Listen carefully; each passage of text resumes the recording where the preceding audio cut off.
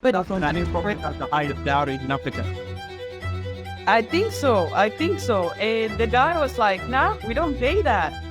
I'm not speaking for everybody, but I know every Christian person, whether a woman or man, they're not going to agree for the child to be named Muhammad. People say, they were in love and they were communicating, but there wasn't any communication. Maybe sexually they can communicate. For people to believe that men and women are the same and exactly the same, should be do the same. There's no such thing as women's role and men's role. That's a total BS, and it's a big lie, big deception from the media. In terms of being human beings and not animals, Yeah.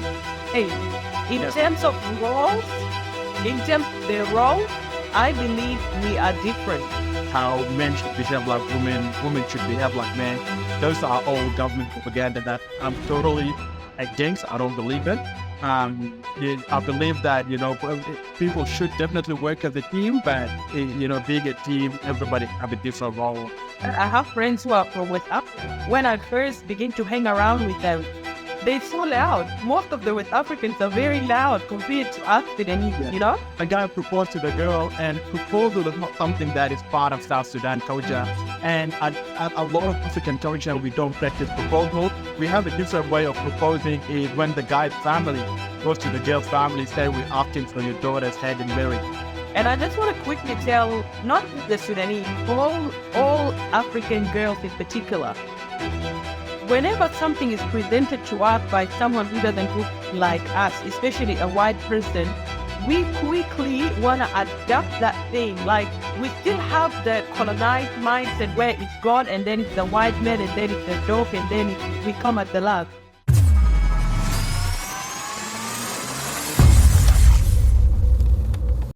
Hi guys, welcome to ZUZU LMTV. On today's video, I'm going to be having a discussion with Victoria from MBLC.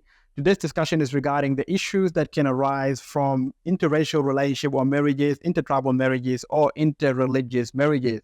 I know you might be watching this video and you might say, ZUZU, what are you talking about? You yourself or somebody is an interracial relationship or interreligious marriage or intertribal marriage, and I have never had any issue before, and that is amazing. However, that doesn't change the fact that a lot of other people are having problems or will have problems due to the fact that they are just with somebody from a different religion, different tribe, or from a different race. We're here to just highlight the issues. We are not here to tell you that it is impossible or to oppose your marriage or to say do this or do that. We are just here to highlight the issues that can arise, when you marry somebody from a different background. Because myself and Victoria, we do believe that love alone is not enough to make a relationship successful, to propel a marriage forward. There are other factors that needs to be factored into the relationship so the relationship can be successful. If you're interested in this discussion, I would highly recommend you to watch this video from the beginning until the end so you don't miss any of the valuable information. And don't forget to like this video, share this video, and definitely subscribe to my YouTube channel. Please continue watching. Hi guys, welcome to ZUZU LMTV and MBLC, which is Victoria's channel. She's on the right side of the screen there. On today's video, as you can see from the video title, we're going to be discussing relationship issues that arises from interracial marriages, intertribal marriages, and also interreligious marriages. The discussion that we will be having on this video is not to be telling people what to do. We are not here to judge anybody. We just want to highlight the issues that can arise from interracial marriages and intertribal marriages and interreligious marriages. So the purpose of this video is just to highlight the issues. However, we are not here to be telling you exactly what to do.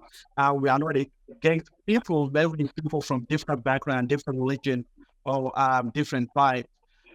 Even me myself, I come from a family who are from two different backgrounds, from two different tribes. I'm not against that, but definitely there are issues that we need to be aware of that comes with interracial marriages. So if you don't know me, my name is ZUZU, and my YouTube channel is ZUZU LMTV. And today I have with me Victoria, who show our live identified herself. Welcome to the stage, Victoria. Thank you. Hello, everybody. My name is Victoria, and I'm from MBLC, My Better Life Coaching.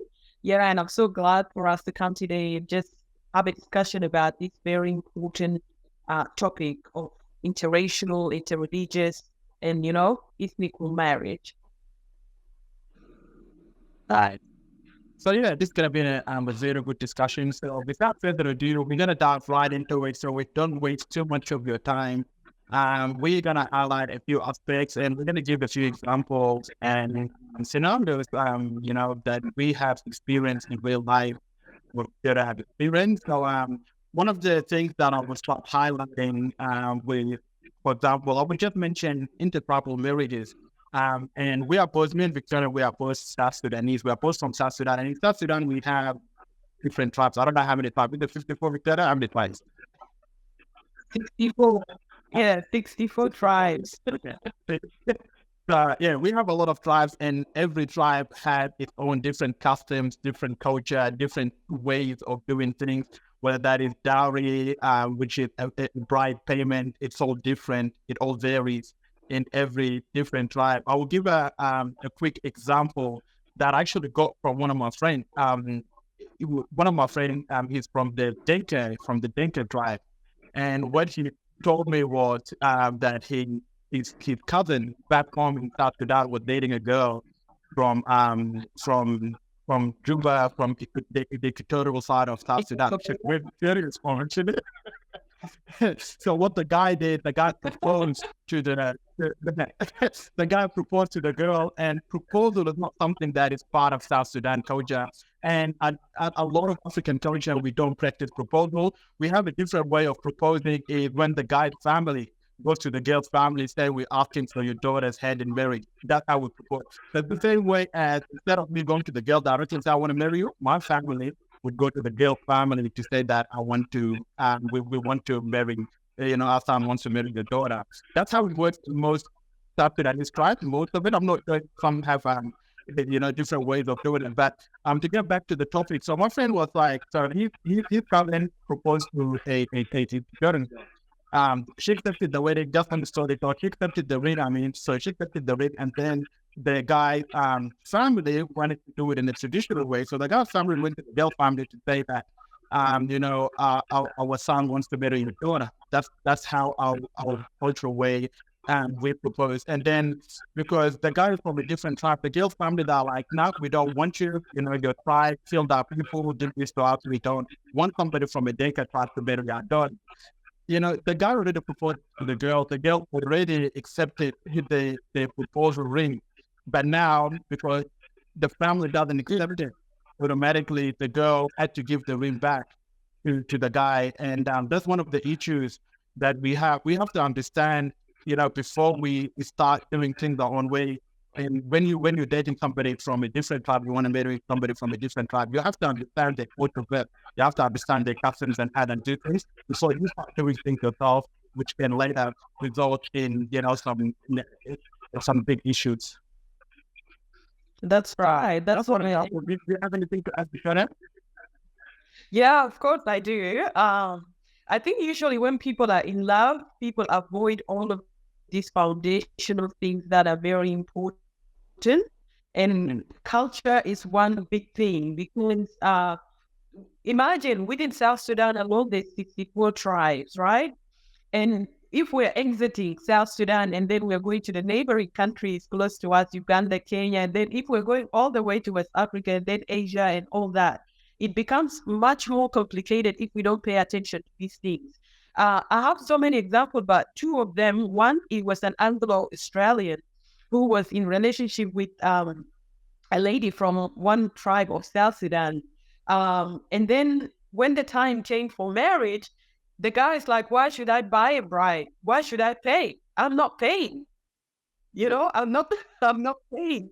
And it became a really, really big issue. And where the girl is from, is one of the tribes that are very expensive. You have to pay a lot of cows. And when they gave him the bill, what tribe is that? Which tribe? Do you want to mention the tribe or not? The girl, actually, not just one, but he use similar experiences with this saying, the girl is from Dinka, you know? The guy refused. He said, I'm not doing that. And they've been already in relationship for a very long time. So given that they are in Australia, they had the privilege of disobeying. Because back home, you can't do that. You can get in big trouble. Even the men, you can brutally be beaten and battered and everything. But here, they decided they'll just go ahead with their marriages. And then the family's blessing was not upon that. And anyway, this marriage did not last. And there was no support from both sides. So one is that the guy is refusing to acknowledge this directly. And then secondly, the guy's family were also not accepting of a lady from South Sudan. Like, it was like far off from them, you know. So that marriage didn't end up working out because of this bride price thing. Even other Africans have different understanding of what the bride price, you know, is. Also, similar thing happened with West Africa. You know, I think the guy was from Liberia or Nigeria. Again, the dowry price is very different to us. I don't know if we are the Africans who really ask for a lot, for much, some of our tribes. And again, he was marrying somebody from That is probably the highest dowry in Africa. I think so. I think so. And the guy was like, nah, we don't pay that. You know, we don't pay that. And coming back to Sudan, someone from the northern part of Sudan, for example, the Nuba tribe, in the past, maybe now people are catching up with asking for more, but people don't ask for a lot, you know? So they wanted to marry somebody from South Sudan. This time it's a guy who wanted to marry from South Sudan, and he's not prepared to pay all of that, because usually you bring the Shayla, the things for the bride, like it's not as much as the cows of some tribes of South Sudan. So once again, even within South Sudan to South Sudanese, or South Sudanese to Northern Sudanese, and then generally it's just a very complicated thing if people don't pay attention from the beginning. So Absolutely. would not go ahead. Yeah, which is very unfortunate. And yeah, the other issue is also language. Language is it's very important to a lot of people. Like, to me, language is very important for I'm not sure about you, Victoria, but for the husband and wife, or boyfriend and girlfriend, to speak the same language is super important, and it helps in so many ways. A lot of people don't like to marry somebody who, from a different tribe, especially when they cannot communicate using the same language, because sometimes when they say something in your mother tongue or in your own language, when you say it in English, doesn't sound the same. You know what I mean? It sounds totally different. If it's a joke, it might not sound funny. So there will be a lot of communication barriers if people don't speak the same language. So, in my own opinion, I reckon, and yeah, speaking the same language is super important. There was a time I went with a friend overseas, and we went to the shopping center with buying things, and my friend wanted to, they don't speak. I speak Arabic, they don't speak Arabic, but we both have to communicate in English. So I don't know how to bargain with the people at the shop. So I wanted me, ZUZU, can you bargain with that back? Because there is no other language that we can do, and everybody that has to speak English is like, okay, they just don't know, okay, can you come walk away and talk and then come back? Then it's not, I think, it is an issue. So, but if we could speak the same language, we could just communicate in our own language, and other people wouldn't understand what we're saying. So, yeah, language barrier can also have a negative impact in relationship, and especially when the husband or the wife cannot communicate with the husband can't communicate to his wife's family, because we South Sudanese people, our elders, our mothers and fathers, they're not fluent in English, so they will find it very hard to communicate with their, daughter-in-law or with their son-in-law, if the daughter-in-law, the son-in-law cannot communicate the other sub language or in the common language like Arabic.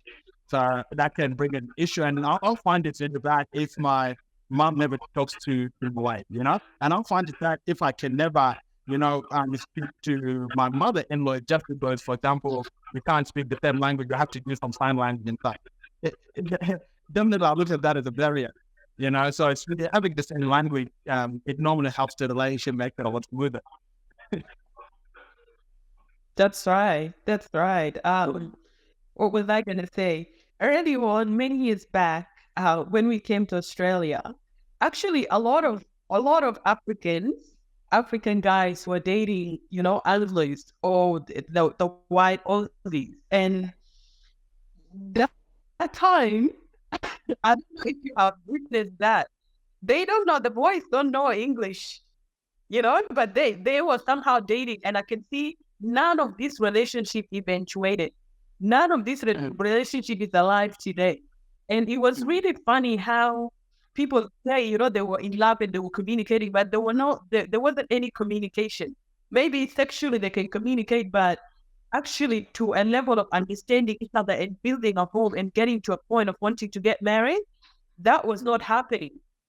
So once again, it highlights the importance of language. And language, recently I'm doing Indigenous studies, and we've been talking about the importance of language. Language is not even about just what we are saying now, which sounds English. It's also about the meaning of words due to the cultures we grew in.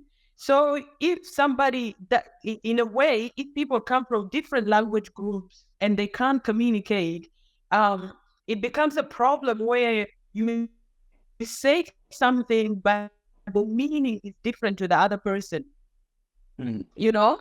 And for example, with that, I have friends who are from West Africa. When I first begin to hang around with them, they're so loud. Most of the West Africans are very loud compared to us Sudanese, Especially if you grow up in the North. I can't talk to you about everyone in the South. But in the North, we are not very loud. Sorry, when I'm among and I hear, I think it's a fight. And I used to say, guys, calm down. And then, what do we come down from? We are just having a chat. We're just having a conversation. So imagine even language, the tones, even the words. Like one time I told someone, I think, calm down. Or I say, I said, in my opinion. And that was translated as a different thing. It's like I've removed myself from the situation and I'm blaming the people. And that was not my intention. Like, in my opinion, I'm saying, I think it's like this. But afterwards, we have to sit down, and it really fractured the friendship because they thought I just backstabbed them at that point because I didn't support, So language is very, very important, especially when people want to come together and get married. And you've said something very important. It would be very, very heartbreaking and sad if you can't communicate to your people. And I had that experience firsthand. Like, I went deep to the villages of my parents and I couldn't speak. I couldn't speak their language, and I was mute for nearly a week. And I was grieving, like not being able to express to these people, not being able to express what it means for me to be there, Even it's probably gonna be funny. Even I'm a victim of a language barrier issue in a relationship before. It's funny. Hopefully that person is not gonna be watching this video.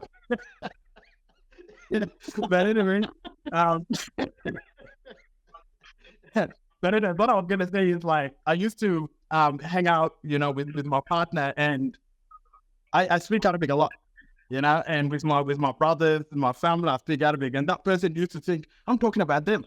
Like, I'm not talking about you. Me and my brother, we just having a normal conversation, and then later I get a phone call at night, and it's like, what were you thinking about me? Yeah, it's like, and this was the issue that me and that person ended up splitting up. You see? So, because they end up calling me, it's like, oh, were you thinking about me? You were saying you've been negative. I'm like, I never mentioned your name. Me and my brother just having a conversation. Why would I talk about you? So I'm like, yeah, no, that's not going to work. Yeah. So that's how I knew this relationship wasn't going to move forward due to language barrier issue. So I just wanted to give one example, but that's right. I've been through it, and it wasn't very pleasant. So and me and that person, and the funny thing is, me and that person, we're also from the same tribe. You see? So even though we're from the same tribe, it didn't even help. Just because I don't speak my tribe language. She doesn't speak Arabic. She speaks only English, but she speaks the tribe language. I don't speak my tribe language. So even though we're from the same tribe, it will build an issue. Yeah. So we still had an issue, and it wasn't anything about this guy was treating the girl was treating this. It was just a language barrier that made us separate. That was just a language. You see, it wasn't because this guy was cheating, the girl was cheating, she was rude. I was, this person was abusive. It wasn't about that. That's language itself. So that's why we say that language is extremely important in a relationship, and there's so many other aspects as well. Yeah, it's very important. Otherwise, it can have a critical negative impact on a relationship. So, like in my case. So, and then I was like, after that, I was like, yeah, I'm just this. And I can't talk to them in the same language. Sorry, go ahead. And just to add to that, with languages, when you are multilingual, you don't always decide, I wanted to switch. Like now he's speaking English, but there might be a word or a statement or expression that is not coming to me in English, it just comes in your language. So even if you're saying that I am going to 100% just speak in language that we can understand, if you put it in the doorpost at the door, it still is not guaranteed. If you speak Igbo, Igbo will come out. If you speak Dinka, sometimes it will come out. If you speak Arabic, even in the middle of conference rooms and meetings, sometimes a word will come in your native language, that your first language, and you can't just control it, And once again, if you're with somebody who is feeling always like you're talking about them, it's not gonna go ahead. Nah. So we'll move forward to maybe, unless if you want to add more things about language and cultural, but the other thing I was going to talk about is financial aspect of it. But if you've got more things to add, you can go ahead. And I think with language as well, I was reading something about the language barriers where parenting, you may survive the hiccups of all these languages. Then it comes, you have kids. It comes parenting. Like I take my kids to extracurriculars and I meet parents there who are from, different cultural backgrounds, different language groups. And most of the time I have a chat with them, and the moms, especially who speaks their mother tongue, they're very passionate about teaching their kids a language. So I actually did come across situations where the father maybe is working distance away. When he comes back, his kids speak French and he doesn't understand French, or his kids are speaking Somali and he doesn't understand Somali. So now he's even learning how to communicate with the kids, and the kids are learning the culture of that language group only. So it goes beyond just the two couples themselves. It comes with the generation that comes from that. Yeah, it's and I wouldn't want my kids to also just learn one language. Even if they cannot communicate in the language that I speak, I would still prefer them to at least understand. That way, if we travel one day, we don't have to be communicating. Even if they go back home to their motherland, they can at least understand what people are saying in their own home country, rather than just understanding English. Because sometimes English doesn't help us in some other situation. So yeah, for me to communicate at home just in English all the time, that doesn't sit well with me. It might sit well with other people, and that's up to them. Everybody's different, but with me, it doesn't sit well. So yeah, that's right. And I remember one particular father. Yeah, I remember one particular dad who was so upset. He was very, very angry, and I'm like, "Why are you so angry?" And he's like, my kids don't speak my language and they speak their mom's language. So because he works, the kids are always with the mom, and he's like, they're always just talking. And he felt excluded. He felt left out, even with his own family. And he was so upset about it. And he was telling the wife, you are not allowed to speak your language at home. But she still speaks when he's not there and the kids speak their language. So imagine, even it brings that kind of fracture in the home. It does, and it's unfortunate, but those are the things that some people will have to live with. If they put themselves into that relation, interracial relationship, they need to be aware of. And if they put themselves into that, I guess that's up to them. And one of the things you mentioned on your video that the food part of it, that was a funny part, but that's also true when you were talking about how food. I don't know. Do you want to talk about that? That's a big one. Even since that time, I have more development. There's a lady, she's married to a Chinese guy. Maybe a lot of you knows her. She has a very successful Facebook page. And the other day, she gave birth and she was sharing what she was having, soups and all that. And she was like, I was having a donkey meat and a donkey tail. And I can see all the in that part of Africa, Uganda is close to us. We don't eat donkeys there. We don't eat dogs. We don't eat these things. So people were like, oh my God. Even me, I was like, whoa. Like if I'm married to someone who is from different tribe, even let's go West Africa. Most of us Sudanese, when we cook, if it's meat, it's meat. It's a pot of meat, that's it. If it's chicken, it's chicken. If it's like, and then when you go to West Africa, the way even of preparing the delicacies is very different. Like one pot will have meat, chicken, everything, seafood. Imagine you're married from that place and you are not used to that, even physically. Like for me, physically, I cannot be in a fish manga. I would feel sick, And then imagine having to be cooking for my husband and preparing these yummy foods for my in-laws when they come in, getting snails and all that. And I'm feeling mercy to these animals. I don't want to cook them. That becomes a really, really big problem in itself. And likewise, if somebody's married a lady from South Sudan, for example, and they don't like our food. Recently, I was at my friend's daughter's birthday, and we cooked. There is this particular dish that we really love at South Sudanese, and there was African families who came to celebrate. They were like, oh my God, this food is like shit. That's what they say. And they physically like jumped away from it. They're like, oh my God, this is Ihara. And then I can see my friend. Yeah. I can see my friend. She looked around to make sure nobody heard that, but I heard it. And then I looked back and I asked the girls, did you try it? They're like, no, that looks like shit. And you know what, with Africans, they will tell you how it is, And I was like, okay. But imagine your own food that is honored, is celebrated by your culture, is being called that name, it becomes a big problem. Absolutely. So, so those are just, just a few things that we've highlighted regarding cultural different background, fluid, all these things can be an issue.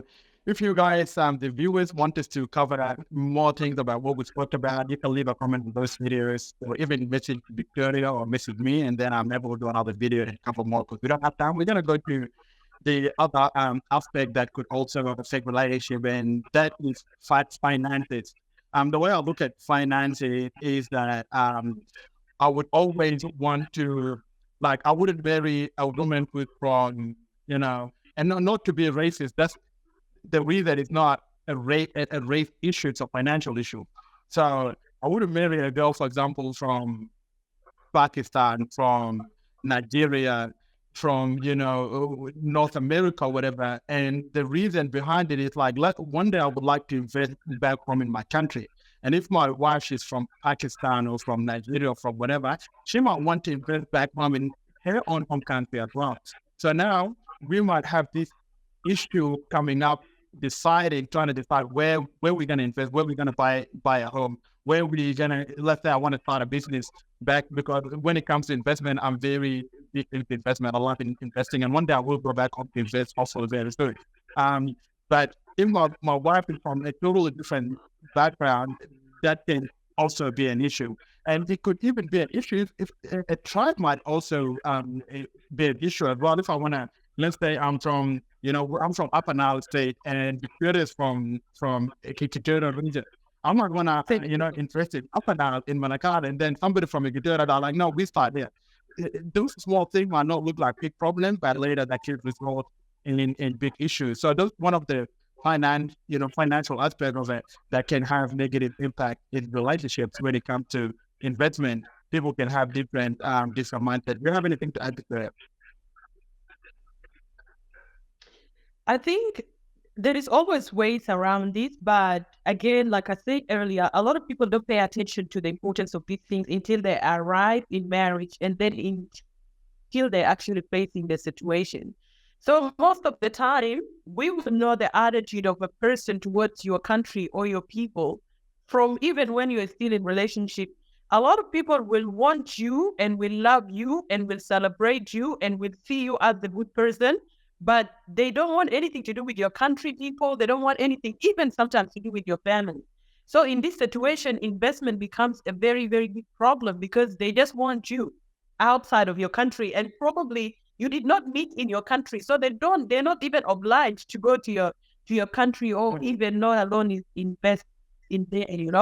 So that is when it becomes a very, very big problem.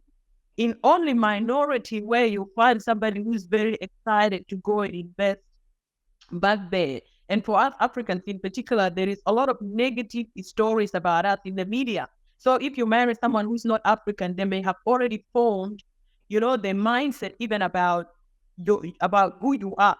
Like even going to Nigeria, like we have a lot of South Sudanese girls that now who are married from Nigeria from West Africa. But in the past, the Nigerians that we knew back in Sudan, in Khartoum, there was a lot of fear. Sorry, I'm not generalizing, but what we knew made us think, I cannot go and invest there. Juju will be done.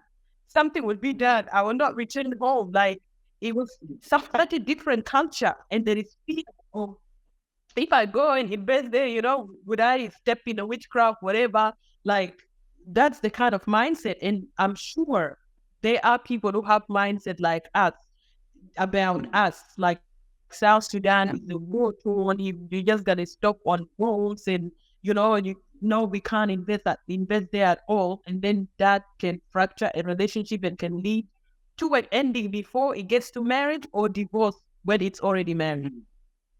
Mm-hmm. Absolutely.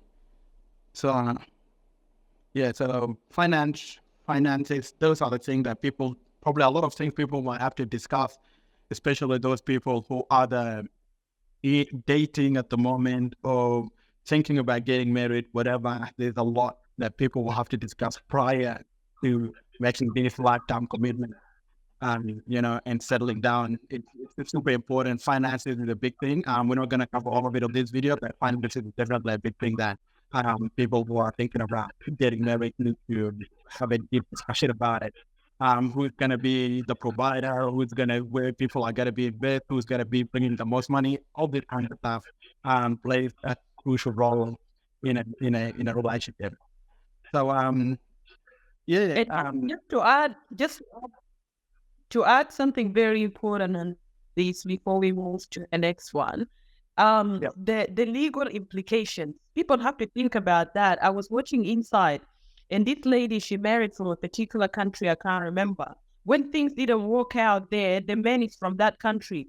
So the legal system, some legal system are biased to their people. So the legal system actually favored the man. He got the kids, he got their properties, and that lady was returned back to her country empty-handed, not even with her kids.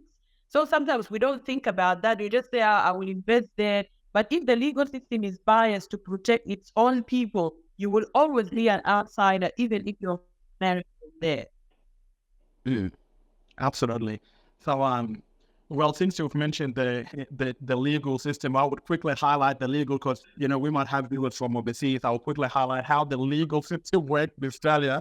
If too many people divorce, how everything ends up being 50-50, especially if those couples are married, right? So if a female, let's say she's got lots of investment and the guy has nothing, if they separate, the guy would get half of it, half of what the woman has. And if the guy's got a lot of money, a lot of investment, assets and all that kind of stuff, after they divorce in Australia and most of the Western countries, even America, Canada, New Zealand, the system is very similar. We're exactly the same, where the other person or the other partner would get 50% of something that they did not contribute to.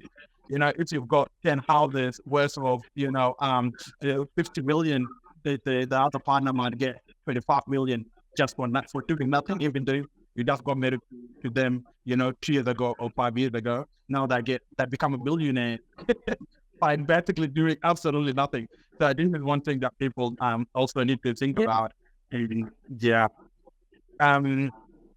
So the last thing we'll probably discuss is that with the religion aspect of it. We'll try to cover the religion, and I see religion could be one of the biggest issues as well. If two couple, two partners are from two different religion, and probably the main one is Christian and Muslim. In South Sudan, we have a lot of Christian marrying Muslim, Muslim men marrying Christian women marrying a Muslim man, and most of the time the families don't agree with it. And this, the families might not agree, and even if the family do end up agreeing, one of the things that people will have to be aware of is naming the child, for example. Some people if the husband is Christian, the wife is Muslim, and the woman wants to choose the child name. If she chooses Muhammad, I'm 100% sure the husband is not going to agree to that name, especially if he's Christian. You know what I mean? So definitely not gonna. I'm not speaking for everybody, but I know every Christian person, whether a woman or man, they're not gonna agree for the child to be named Muhammad, right? So that itself, that's just one example. Naming a child can be an issue, and also there are some people who are very strong in their belief, where they would want the whole family to go to whether it's the mosque every Friday or the church every Sunday, and if people are so different religion. Some people might feel that they're not supported, and if you tell the other person to, accommodate you in your belief to go to church or to mosque with you, people feel like, why are you forcing me in your religion? And and that itself can be an issue. They're having a comment there. Yeah, definitely. I would just add to that, we have mentioned Christian and Muslims because usually these two come together, but there are so many other religions. There are people who worship the waters. There are people who believe in witchcraft openly. Yeah. There are people who say they won't have any religion. Okay, so when you are deciding to enter into this, you, without understanding, you don't know what fire you're playing with, because at least if somebody is Christian or Muslims, the things that we say people will go through it, it's challenges that we have witnessed. Many go through it, whether the marriage ends or the relationship ends. But things that are foreign, like people who do witchcraft, people who believe in witchcraft, people who believe in blood sacrifices, especially for us, like Africans, we can't deny that. There's a lot of these things that happens. Even if you meet in the city and you say, I am not really practicing, but I'm part of this. One day, if your people come, they may have an expectation of you practicing. Or when you go back, you will be practicing, whether you like it or not. That's the expectation there. Then what do? In that circumstances? Also, many kids fall as victims because now there are families who are very strict, because there are people who are practicing Christians, practicing Muslims, and there are people who are Christian just because they're born into it. These subgroups are different.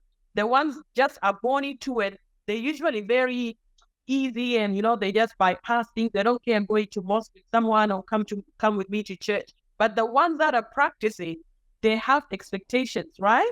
And even the one that is not practicing, you may marry them while they were not deep in their faith.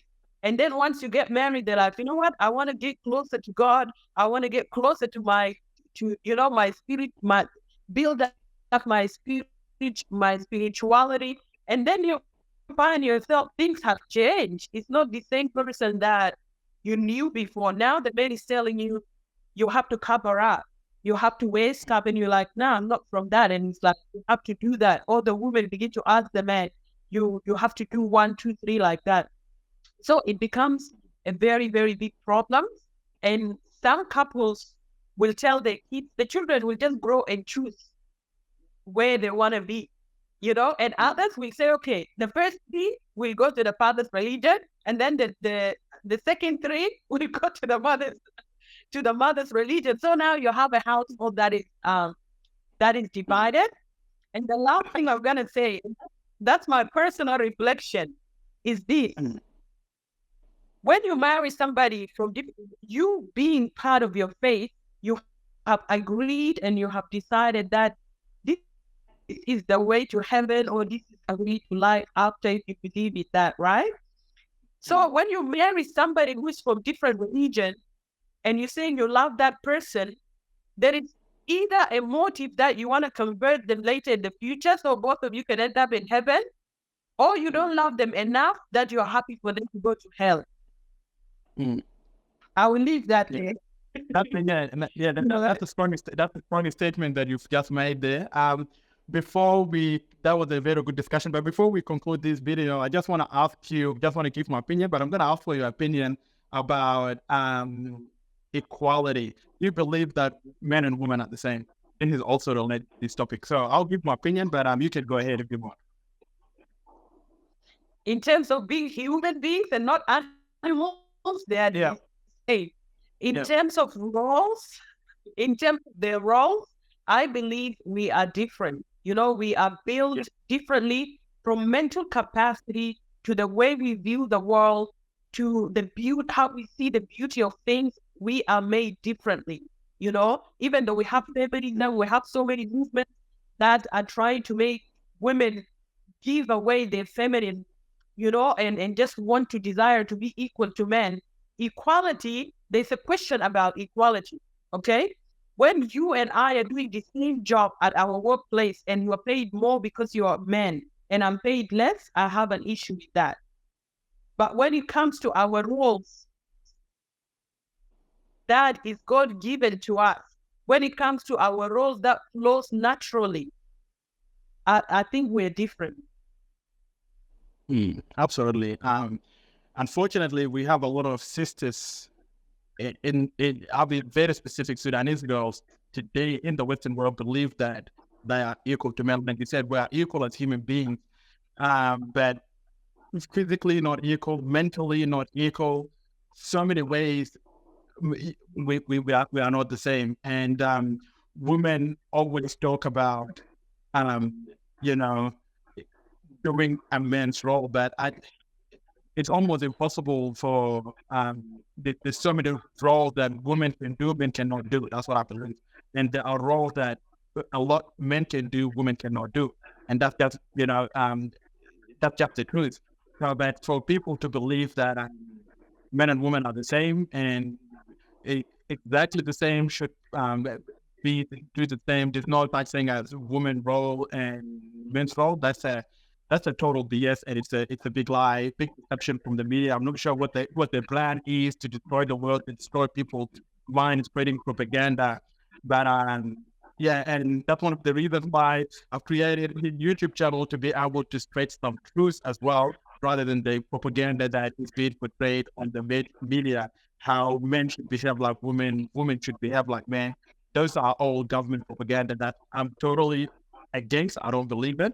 I believe that, people should definitely work as a team, but, being a team, everybody have a different role in that team, just the same as in the sport, basketball, tennis, soccer, whatever it is. People play as a team player, but that doesn't change the men's role, doesn't change the woman's role. Yes, a man needs to help a woman, but that doesn't mean just because he helped her at one point where it was necessary, now that changes his role. Do you agree? Yes.